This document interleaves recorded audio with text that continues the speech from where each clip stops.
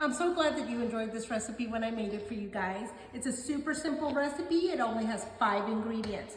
I've already ground up some fresh sun-dried tomatoes. They're already in there, a whole pound of them. Then through my garlic press, I pressed 5 cloves of garlic. And again, you can't go wrong with this. If you like garlic, throw more in. And if you prefer to have it with a little less garlic, just put less garlic in it. It's all up to taste.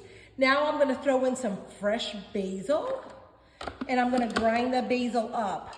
Every time you throw a new ingredient in, you're gonna wanna throw in a little more olive oil. Every time you see it getting a little dry, you just throw up the olive oil in there and makes it nice and smooth.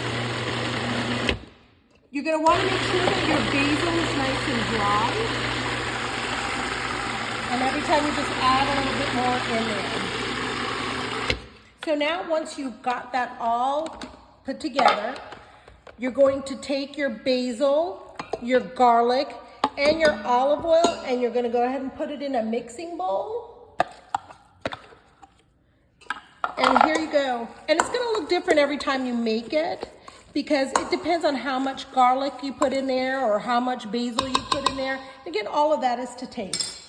Last but not least, you're gonna want some grated Asiago cheese. And you're not gonna wanna put the cheese through the mixer. You're just gonna wanna fold the cheese in. And you're gonna see once you've added the cheese, it becomes a little drier. So if it becomes a little drier, you're gonna wanna make sure it's nice and moist with extra olive oil. You can't put too much olive oil into this recipe. It doesn't matter how much you think you've put in there, you can always add a little bit more. And there it is. There is my sun-dried tomato Asiago cheese dip.